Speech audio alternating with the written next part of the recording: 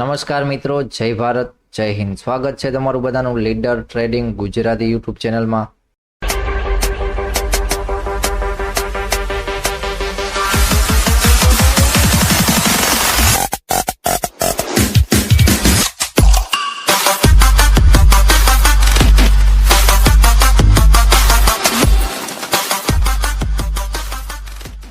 તો આજે હતી ક્યાંક 11 જાન્યુઆરી એટલે ગુરુવાર, એટલે કે નિફ્ટીનો ક્યાંક એક્સપાયરી દિવસ હતો અને કાલના જે લેવલ હતા એ ક્યાંક સારા એવા નિફ્ટી બેંક નિફ્ટીમાં બંનેમાં કામ આવ્યા. કારણ કે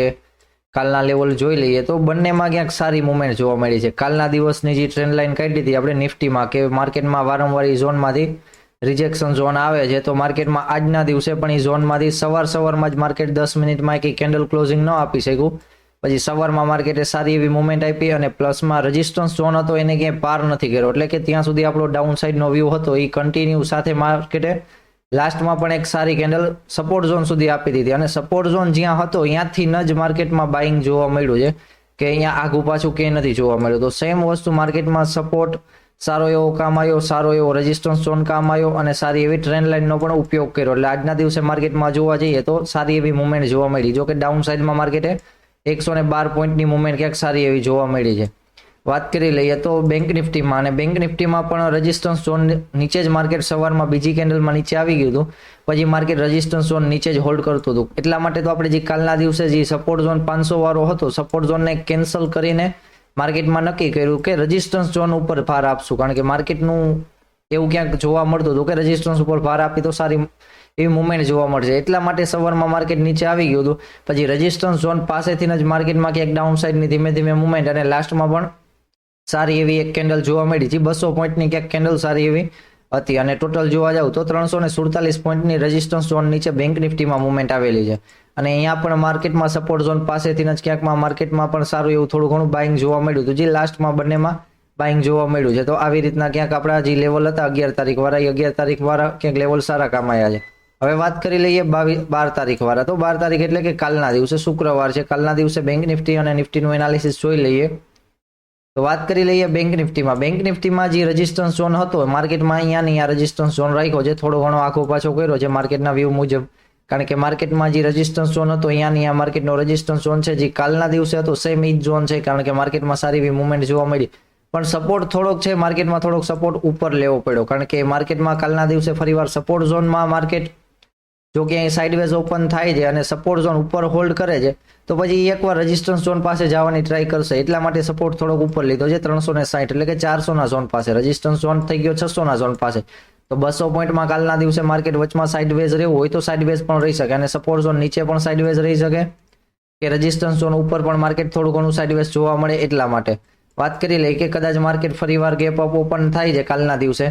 અથવા રેઝિસ્ટન્સ ઝોન ઉપર ઓપન થાય છે અને માર્કેટ પહેલી કેન્ડલમાં નીકળી જાય, પણ થોડીક વાર અહીંયા હોલ્ડ કરીને ફરીવાર માર્કેટ રેઝિસ્ટન્સ ઝોન નીચે જો કામ કરે છે તો સેમ આજના દિવસે જેવો વ્યૂ હતો કાલના દિવસે પણ એવો જ વ્યૂ રહેશે કે માર્કેટમાં જ્યાં સુધી રેઝિસ્ટન્સ ઝોન નીચે છે ત્યાં સુધી પુટનો વ્યૂ એવું રાખીને આપણે કામ કરી શકાય. કા પછી માર્કેટ ઓપન થાય છે અહીંયા પહેલી કેન્ડલ બહુ મોટી બનાવે છે અને ફરીવાર માર્કેટનું ક્લોઝિંગ ક્યાંક આપી દે છે 350 ઉપર અને માર્કેટ 350 થી 400 વાળા અથવા 420 વાળા ઝોનમાં ક્યાંક ટ્રેડ કરતું હોય તો આપણે ધ્યાન રાખશું કે માર્કેટમાં એ એક સપોર્ટ તરીકે કામ છે. કારણ કે ત્યારે બધાનો ઝોન રેઝિસ્ટન્સ ઝોન હશે ત્યારે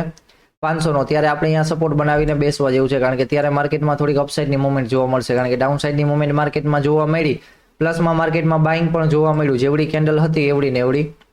તો એ મુજબ પણ માર્કેટમાં કામ કરી શકાય. અને ફરીવાર માર્કેટ ક્યાંય નીકળે છે અહીંયાથી સપોર્ટ ઝોન બ્રેક કરીને સવારમાં જ પુલ બેક આપીને, તો પછી એના પછી ટાર્ગેટ છે 200નો ઝોન. અને 200ના ઝોન પાસે જો માર્કેટ હોલ્ડ કરે છે તો થોડુંક ધ્યાન રાખશે. કારણ કે એ એક સપોર્ટ ઝોન જૂનો છે અને એના નીચે ડાયરેક્ટ 47000નો ઝોન છે. 47000ના ઝોન પાસે માર્કેટ હોલ્ડ કરશે તો થોડુંક વધારે જોવા જેવો છે. બાકી માર્કેટમાં આવું પણ થઈ શકે 47000 પાસે ટચ કરે અને ફરીવાર ઝડપથી બાઇંગ આવી જાય, કા એના બીજી કેન્ડલમાં નાનકડો પુલ બેક આપીને નીકળી જાય તો એના નીચે પણ સારી એવી મુવમેન્ટ ક્યાંક જોવા મળી શકે છે. વાત કરી લઈએ કે સેમ વસ્તુ કે માર્કેટ અહીંયાની આ ઉપર 500ના ઝોન પાસે અહીંયા હોલ્ડ કરતું હોય માર્કેટ તો થોડુંક જોવાનું રહેશે, કારણ કે 500ના ઝોન પાસે કન્ફર્મેશન મળવામાં તકલીફ પડે છે, એટલા માટે આપણે સપોર્ટ રેઝિસ્ટન્સ થોડાક દૂર રાખીએ છીએ, કારણ કે 500ના ઝોન પાસે સાઇડવેઝ માર્કેટ થઈ જાય તો પછી આપણો ખોટા વ્યૂ ચેન્જ થતા રહે, એટલા માટે પરિવાર માર્કેટ કે ઓપન થઈ રેઝિસ્ટન્સ ઝોન ઉપર કામ કરે છે તો આપણે ધ્યાન રાખશું કે 500નો ઝોન તો હતું, પણ 600ના ઝોન પણ ઉપર માર્કેટ કામ કરે છે, તો એના ઉપર ડાયરેક્ટ ટાર્ગેટ 800ના ઝોન પાસે છે, અને 800ના ઝોન ઉપર ડાયરેક્ટ 48,000નો ઝોન છે, કારણ કે 48,065-60ના ઈ પણ ક્યાંક લેવલ જોવા મળી શકે છે આવી રીતના. જે બેંક નિફ્ટીમાં વાત કરી લઈએ કે નિફ્ટીમાં, તો નિફ્ટીમાં જે ટ્રેન્ડ લાઇન હતી જે નજીક હતી માર્કેટમાં, નજીકમાં પણ આપણને સારી એવી કામ આવી. હવે થોડીક પાછળની એક વરી પાછી જોવા જઈએ તો થોડીક ટ્રેન્ડ લાઇન થોડીક મોટી કરી છે, એટલે થોડીક દૂરની જે પેલા અહીંયા ક્યાંકથી લગાવેલી હતી માર્કેટમાં એ થોડીક આપણે ઊંચી લઈ લીધી છે ટ્રેન્ડ લાઇન, કારણ કે માર્કેટ ફરીવાર અહીંયા આવશે તો ત્યારે એકવાર જોવાનું રહેશે કે માર્કેટ બ્રેક કરે છે કે નથી કરવું, કારણ કે ઉપરનો ઝોન જોવા જઈએ ને તો 700 ઉપર માર્કેટમાં 720 ઉપરના ઝોનથી માર્કેટમાં 760નો ઝોન છે, તો આ ઝોનમાંથી માર્કેટ જોવા જાવ તો ઘણી વાર એ ઝોનમાંથી પાછું આવેલું છે, કારણ કે એ રેઝિસ્ટન્સ ઝોન સારો એવો સ્ટ્રોંગ છે, પણ માર્કેટમાં આ વખતે અહીંયા ન પહોંચે અને તે પહેલાં જ જો માર્કેટમાં સેલિંગ આવી જાય તો ક્યાંક સારું એવું રહેશે, અને પછી ફરીવાર માર્કેટ ટ્રેન્ડ લાઇન ઉપર છે તો ઘણું પણ સારું રહેશે. 761ના લેવલ છે, 761 ઉપર ડાયરેક્ટ 820નું લેવલ છે,